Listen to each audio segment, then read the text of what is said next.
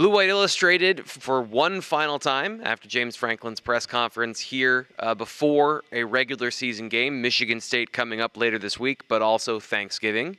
And so we were treated to the yearly interrogation of what is your favorite side dish. For the record, Nate, I didn't get asked. That's true. You didn't ask a question. I didn't ask a question today. Did you? You didn't ask a question, so let's go through it.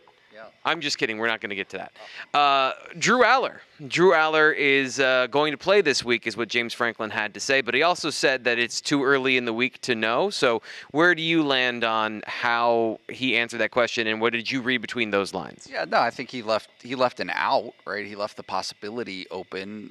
You have to see how things proceed. He said that they had not practiced yet this week, and so right, they'll be out.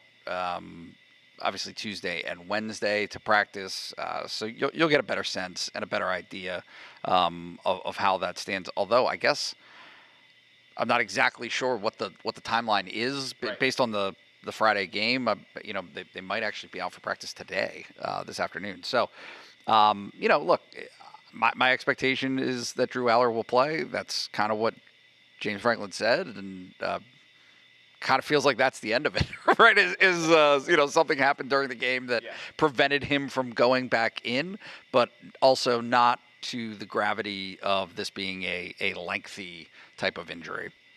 The other thing spinning out of that was a conversation about the offense and not necessarily about what is coming up, although James Franklin talked about like both quarterbacks are going to play. That's a big emphasis for him to end the season.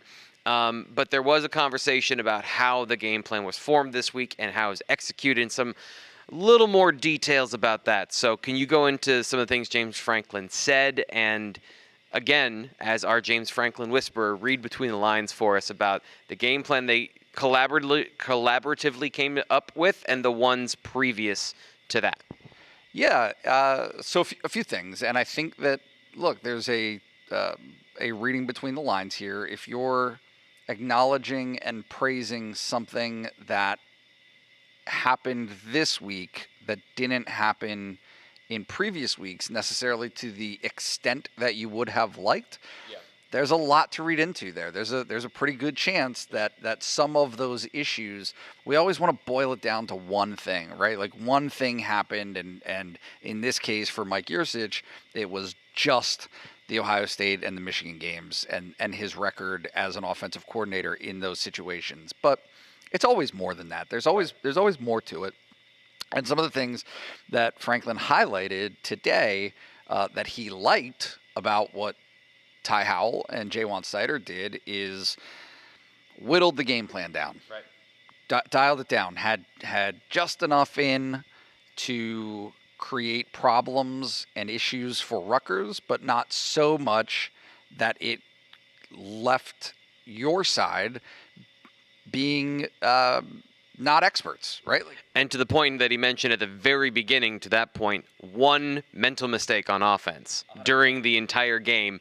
Those two things absolutely were mentioned intentionally and in connection, right?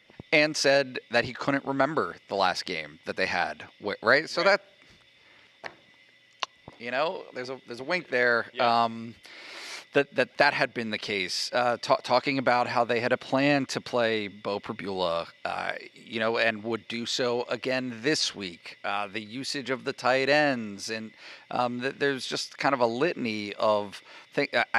Look, when he talks about collaboration, I think it felt like he was talking about a lack of that on the backside of this, right? As everybody's opinions being heard, people talking and feeling confident and comfortable, talking about the script, the game script, being ready in advance, more in advance, talking about the play cards that they use for the scout team, right? Like being exact looks, like that kind of stuff.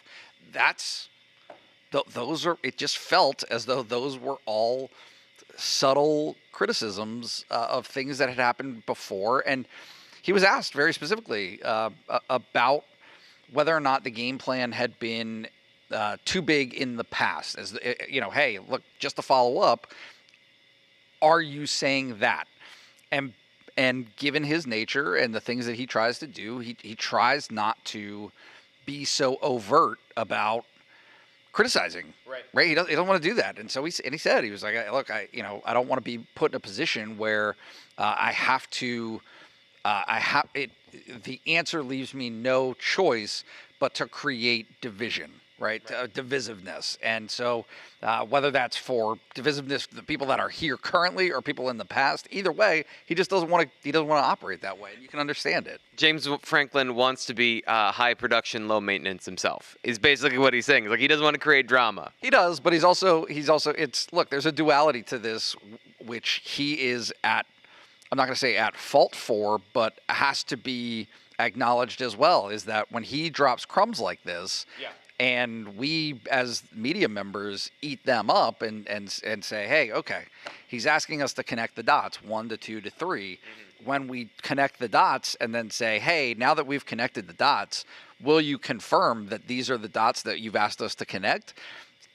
He's saying, no, I'm not going to do that. But also, you kind of have to, right? It's a little unfair, I think, to everybody.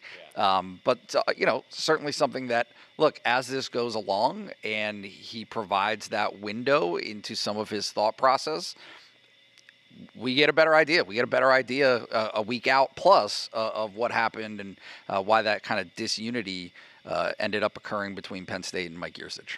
Last thing, and we'll talk about this as I think best we can, which is the future with Manny Diaz as well. One of the last questions that James Franklin was asked was about Manny's obviously done a great job for 2 years now. How do you handle that plus the decision you made on the offensive side of the ball? It's something that we both remember and forget about consistently, I think, with Manny Diaz. Of he's so great, it's going so well next year, and then you kind of think about projecting forward, but the reality is we don't know what is next for that side of the ball. So I guess, how did you read that conversation? Yeah, I think that the outside conversation is prematurely considering Manny gone. Right. And that's not just an optimistic view from Penn State's side of things, as though, this is what Penn State hopes for, and so that's probably what it will be. No, it is, hey, what are the jobs that are open? Right? Or what jobs will be open? Right. Which ones of those, potentially plural, will Manny be offered? Right? And so that, like, the conversation that James Franklin brought up is, look, you want to do everything in your power as an institution, okay? And this is where all the stuff that people hate me talking about come into play. What is Pat Kraft? What is his position on this? Right, Vinny, literally up to the president of the university. Now, obviously, it doesn't matter. The point is, are you supported in your endeavor to make Penn State as a football program competitive, meaning winning competitive against your national peers in things like compensation, in things like perks? Like, it sounds so stupid, but there's other stuff beyond just the salary that goes into decisions that are made. And so if Manny being offered another defensive coordinator position somewhere else at an elite school has to be a non-starter. That Right. cannot be a decision that Manny Diaz makes. And then the backside of it is, if you're Penn State and you're James Franklin and those people that I just mentioned, you have to make it so appealing to be at Penn State that a lesser echelon job, head coaching job, doesn't outweigh what you can do at Penn State, right? Because everybody wants to run their own show. Like, that is a career trajectory that a lot of people have. Especially for a guy like Manny Diaz, who's already been a Power 5 head coach. So it's not just about being a head coach again. It's about being, not taking a step back in your career to then take a step forward, because he's already made that journey. So, like, finding the right place, the right opportunity also means one where you're going to succeed. He doesn't have to prove the fact that he can be a head coach, because he's proven the fact that he's been a head coach. Now, it didn't go well, but also he's put in all of those hours. He's put in that time. So you want to find the place that you're successful, not the place that is just open. And this is where, I literally had a conversation with Manny this summer for an extended interview, right, our offseason interview, about what he's learned about structural support and what that means for your success or failure. And he was dialed in on it. He gets it. He understands that it's not just walking into the job and thinking that you can change a culture. There are things that you can do to get support, but people take jobs. Mike Rhodes, a little bit of a tangent here, but Mike Rhodes took this job at Penn State from a very strong basketball culture at VCU because he believed in the vision and the strength of support that Pat Kraft was offering to him, right? If you're Manny Diaz, you want to say to yourself, before you take that next job, which of these places is truly committed to winning and winning the way that that suits me as a coach? A lot of places aren't. They just want to throw some money at you and get you into that seat. Just say Texas A&M. Just say Texas A&M. I won't say it. But it sounds a lot like this press conference today. But look, it's not even about people say, oh well, they're just going to fire you in 3 years if you don't get it done. It's not. People want to take their shot. That's a big part of this as a coach. Is you want to have that opportunity to succeed, and Texas A&M in a lot of cases will give that to you. But also you want to be able to have this comprehensive web of support in different areas that's going to be supportive where you need it to drive a program to success. When James Franklin brought up Brent Pry and not Joe Moorhead, right? Like there have been other guys that took jobs that probably did so prematurely. They probably left Penn State before they should have to take a job just because it was the job that came. So when James Franklin mentioned Brent Pry and said, hey, Brent turned down a bunch of jobs before he took the Virginia Tech job, but he waited, he was patient, he saw an opportunity from Virginia Tech, and Virginia Tech is the type of place that has historical relevance. There's all of that stuff. We'll have a different conversation for a different day about how that's going, right. But you get the idea. And so I think that's what James Franklin is nailing down right now is, yeah, maybe something will come up for Manny that makes it so obvious it's a slam dunk. You can't turn that down. And Penn State will be happy for him if those are the circumstances. But if those aren't the circumstances, you're going to do everything that you can structurally as an organization to make it a very, very, at minimum, very difficult decision for him to make to leave this position.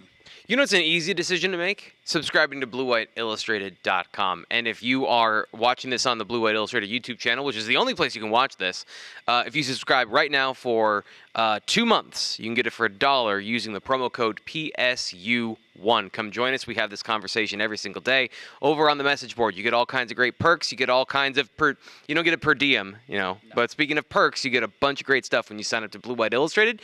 So get on it. We'll be back with more conversation about Penn State football on the Blue White Illustrated YouTube channel.